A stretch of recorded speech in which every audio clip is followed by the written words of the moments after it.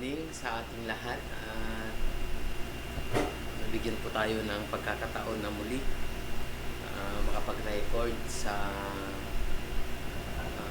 lugar po na ito. At hayaan po muna natin na higit sa lahat ay unahin po muna natin yung panalangin. Tayo muna ay manalangin sa itinuro po ng ating Panginoon na panalangin, at pagkatapos diyan tayo ay tutungo sa Psalm 91. Sa ngalan ng Ama, ng Anak at ng Espiritu Santo. Amen. Ama namin, sumasalangit ka, sambahin ang ngalan mo, mapasa amin ang kaharian mo, sundin ang loob mo dito sa lupa para nang sa langit. Bigyan mo kami ngayon ng aming kakanin sa araw-araw, at patawarin mo kami sa aming mga sala para ng pagpapatawad namin sa nagkakasala sa amin. At huwag mo kaming ipahintulot sa tukso, at iadya mo kami sa lahat ng masama. Amen. Awit ng pagtitiwala sa Diyos, Salmo 91. Siyang naghangad ng pagkukup ng kataas-taasan at nanatili sa kalingan niyong makapangyarihan. Makapagsasabi sa kanyang Panginoon, muugkat tahanan. Ikaw ang aking Diyos, ang Diyos na tayo kong pinagtiwalaan. Ika'y ililigtas niya sa panganib sa umang nabitag, at kahit anong mabigat na salot di ka magdaranas. Lulukuban niya sa lilim ng kanyang malabay na pakpak, at sa kalingan niya ay natitiyak mo na ikaw ay ligtas. Iingatan niya at ipagsasanggalang pagkat siya ay tapat. Pagsapit ng gabi, di ka matatakot sa anumang bagay, maging sa gagawing biglang paglusob pagsapit ng araw, ni sa ano pa man darating na salot pagkagat ng dilim. Di ka matatakot sa kasamaan mang araw kung dumating. Kahit na mabuwal sa iyong harapan ng 1,000 tao, sa iyong paligid ang bilang ng patay maging 10,000. Di ka matatakot at natitiyak mong di ka maano. Ika'y nagmamasid at sa panunood iyong mamamasdan.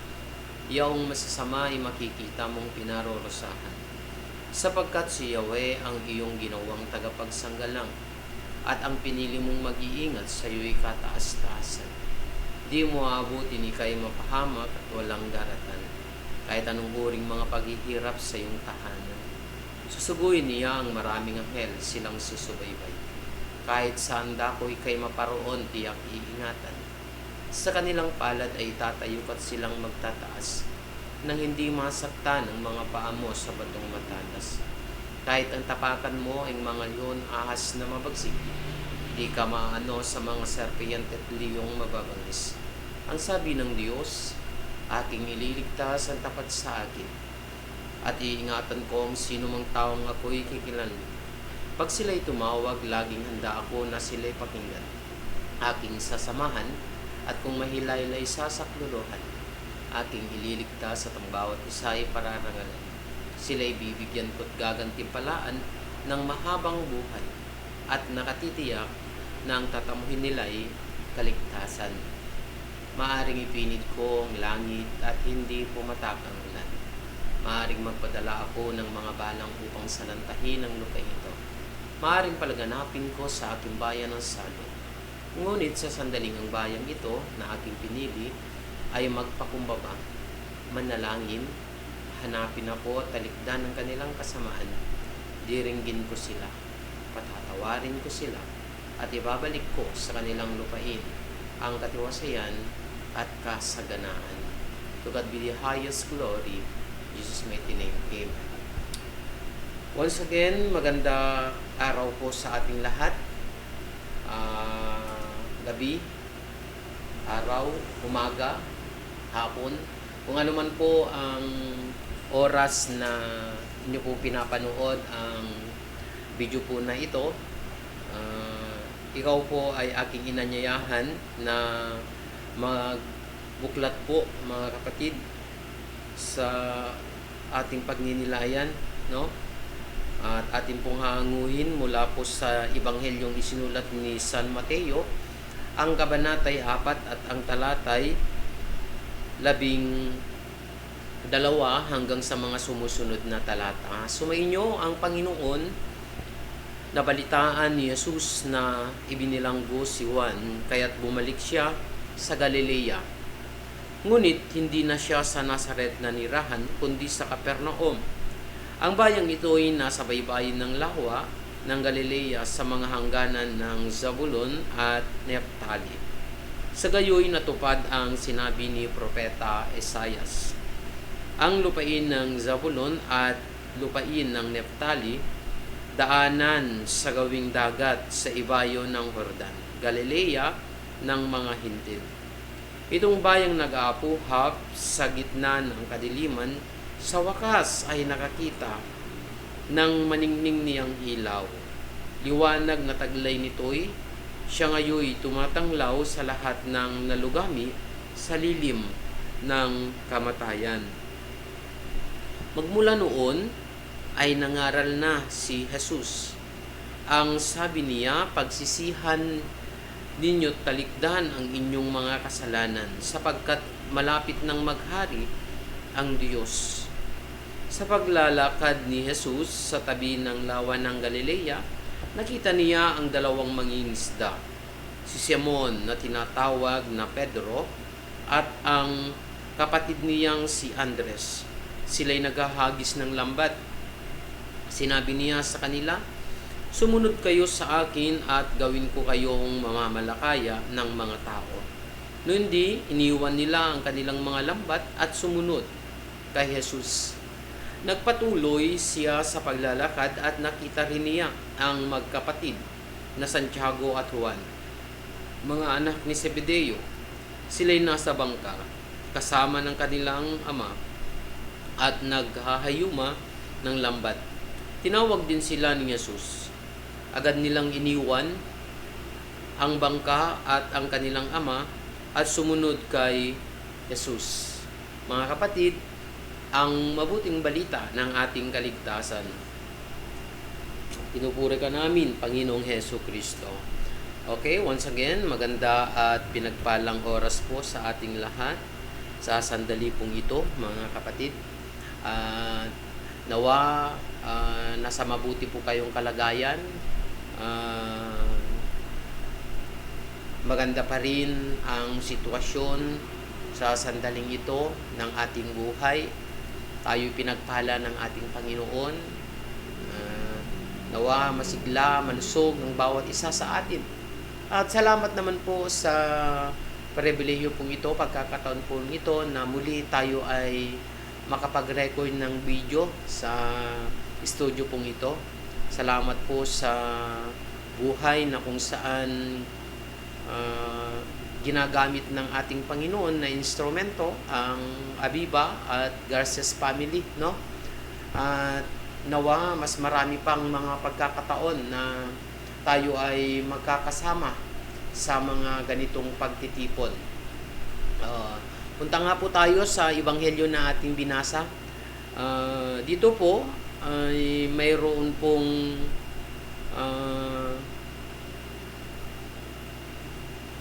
mga mensahe ng ating Panginoon na kung saan tayo po ngayon kanyang tinatawagan. Mayroon pong pagtawag. Dami po yung mga meaning o ang dami po yung mga klase ng pagtawag. Meron po yung tinatawag tayo na mayroon po silang kailangan sa atin o mayroon yung tumatawag sa atin na mayroon talagang ipapaabot. Dami po kung about po sa pagtawag. Pero sa sandali pong ito, ang pagtawag po na ito ay isa sa pinakamataas, pinakamainam na tawag po sa bawat isa sa atin. Ang tawag po ng Panginoon. Na ang tawag pong iyan ay mayroon siyang tatlong bagay na gustong ibigay po sa ating buhay. Ang una po ay yung pong tinatawagan niya tayo para tayo may pagkakataon na magsisi. Sabi po dito sa verse 17, magmula noon ay nangaral na si Jesus. Ang sabi niya, pagsisihan ninyo at talikdan ang inyong mga kasalanan. Tinatawagan niya ang bawat isa sa atin dahil gusto niya na sa mga kamali, sa mga kasalanan na kung saan nagawa po natin ay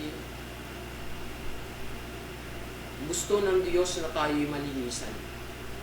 Gusto ng Diyos na tayo'y walang dungis. At ang kaparaanan doon ay yung pong pagsisisi po natin sa ating mga nagawa na kasalanan. Napakainam naman po yung tayo ay datnan ng ating Panginoon na wala pong dungis, wala pong kasalanan. At yun po yung gusto ng ating Panginoon. Pangalawa po, ay yung pong tawag. Tinatawagan niya tayo upang hindi lang yung magsisi, kundi tayo rin po ay gusto niya na maiahon. Kung tayo man ay mayroong karamdaman, gusto niya na tayo'y gumaling. Kapatid, kung saan ka man ngayon, at kung meron kang iniindang sakit, mula ulo hanggang sa iyong talampakan, gusto ng Diyos, gusto ni Yahweh El Shaddai, nababangon ka sa karamdamang iyan. Babangon tayo. Yun ang gusto ng Diyos. Ang gusto ng Diyos, kung tayo man ay lumalakad sa kadiliman, makita po natin ang liwanag. Sabi nga sa ating binasa,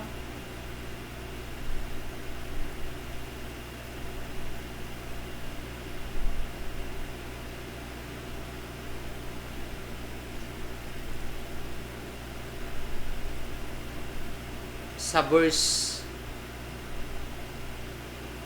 16, itong bayang nag-apuhap sa gitna ng kadiliman, sa wakas ay nakakita ng maningning niyang ilaw. Kung tayo man po ay nasa kadiliman, kung tayo man po ay mayroong mga pagsubok sa sandaling ito, ang gusto pala ng Diyos ay kaginhawaan. Ang gusto pala ng Diyos ay yung maiangat tayo. Hindi niya gusto na tayo'y maghirap. Hindi niya gusto na tayo'y malukmok sa kahirapan. Bagkus, ang gusto po ng Diyos, aangat. Dami naman po yung mga pangako po sa buong Biblia. At ang gusto ng Diyos sa ating palang pong idinugtong po sa panalangin na tinuro po ng ating Panginoon sa Psalm 91, no? Dami pong mga pangako po ng ating Panginoon na tayo hindi niya iiwan, hindi niya tayo pababayaan, hindi tayo maaano sa mga serpiente, mga leon na bababangis. Sabi nga po doon, ganun po kasi ang ating Panginoon na ating pinaglilingkuran, na ating sinasamba, mga kapatid, kay Kristo.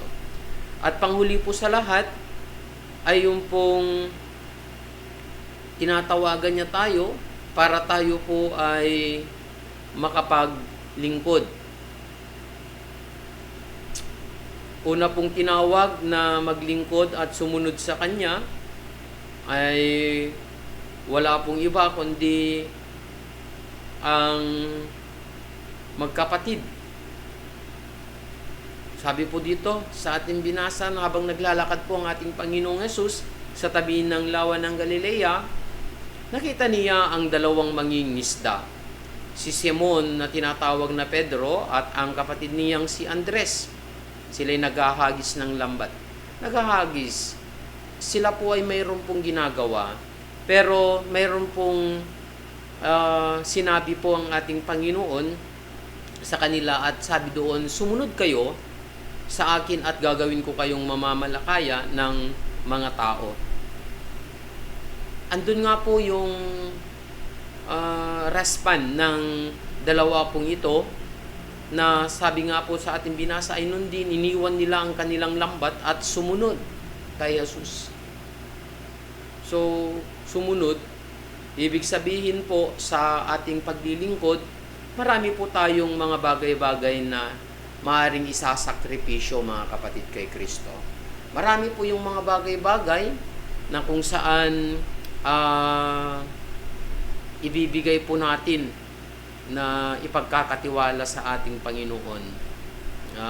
Nandun, nagpatuloy, sabi nga po sa ating binasa na nagpatuloy siya sa paglalakad at nakita niya rin ang magkamatid na Santiago at Juan. At ang anak ni Zebedeo, sabi nga, sila'y nasa bangka kasama ng kanilang ama at nag-aayuma ng lambat. Pag nag-aayuma, tinawag po ng ating Panginoon na sabi nga po ay agad nilang iniwan ang bangka. Hindi. Agad iniwan ang bangka at kanilang ama, sabi doon, at sumunod kay Jesus. Sa pagsunod po natin mga kapatid kay Kristo, kay ang ating Panginoon, ay isang patunay po na tayo po ay mayroong hangarin na makapaglingkod po sa ating Panginoon. Yung may bibigay po natin yung panahon, ibinigay po nila ang kanilang panahon. At ganun din po na handang iniwan po ang kanilang kabuhayan. Nandun nga po na mangingisda po sila, pero iniwan po nila. Pero ang Diyos ang nagpaanyaya sa kanila. Ang Diyos din ang bahala sa ating mga pangangailangan. At naniniwala ako sa sandaling ito, kung ikaw man po ay nakikinig po o nanonood sa video nito at mayroon pong tinig ng ating Panginoon na ikaw din inaanyayahan niya ngayon na magsisi, at ganoon din niya inaanyayahan niya na gusto niyang pagalingin ikaw at gusto niya na ikaw ay may ahon sa alinmang bagay na kung saan tayo nalugmok. At ganoon din po na inaanyayahan tayo na maglingkod. At nawa sa mga tatlong bagay na ito ay patuloy po tayo na patuloy po nating magawa ang mga kalooban ng ating Panginoon sa ating buhay. Tayo muli ay manalangin sa ating Panginoon sa ngalan ng Ama, ng Anak at ng Espiritu Santo. Amen. Aming Diyos na dakila at makapangyarihan sa lahat. Salamat po Panginoon sa inyo pong mensahe sa bawat isa sa amin. At ito nga po ang iyong kalooban, kaanyaya sa bawat isa sa amin. Saan man po lugar na nanonood po ang aking mga kapatid, kapanalig, Panginoon, abutin nawa po sila at hayaan po na maituro po sa amin kung mayroon po kaming mga pagkakamali, ay agad po kaming magsisi, agad po kami, Panginoon, na hihingi po ng kapatawaran po sa inyo higit sa lahat sa aming mga nagawan ng kasalanan, Panginoon. At sa lahat po ng mga may hinihindang sakit sa sandaling ito, Panginoon, sa banig ng karamdaman, sa ospital, sa alinman lupalop ng mundo, Panginoon, na kailangan po nila ang iyong panggagamot. Nawa, Panginoon, ang iyong kamay ay maghimala po sa kanila at maipatong niyo po sa kanila, Panginoon, at lubusan na maigawad ang kagalingan po sa kanila, Panginoon. At ganun din po, Yahweh El Shaddai, ang paglilingkod po, ang salita pong paglilingkod, ang pagsunod. Nawa, Panginoon, makapaglingkod po kami ng buong puso, buong kaluluwa, ang buong buhay po namin sa iyo, Panginoon. At hayaan niyo po, Yahweh El Shaddai, na makapaglingkod po kami sa ministry na unang binuo niyo po sa amin, Panginoon, ang aming pamilya at ministry, Panginoon, ng El Shaddai Ministry. At lahat na po, Panginoon, ng aming mga kapwa ay kami po makapaglingkod. Ganun din po, Yahweh El Shaddai, pagpalain na rin po ang Garces and Aviva family, Panginoon, na siyang kasangkapan mo, Panginoon, ginagamit mo sa kapanahunan na kami po makapagpahayag sa video po na ito, Panginoon. Ginagamit niyo po ang internet. Ganun din po, Panginoon, kabuuan po ng pamilyang ito ay din po pagpalain. Lahat na po ng kanilang mga pinagkukunan, kanilang mga trabaho, at lahat na kami, Panginoon, sandaling ito ay pagpalain niyo po, Panginoon. Maraming salamat, Yahweh, at angkin na po namin na kami po iyong pinagpala sa sandaling ito. Maraming salamat. God bless po sa ating lahat sa ngalan ng Ama at ng Espiritu Santo. Amen.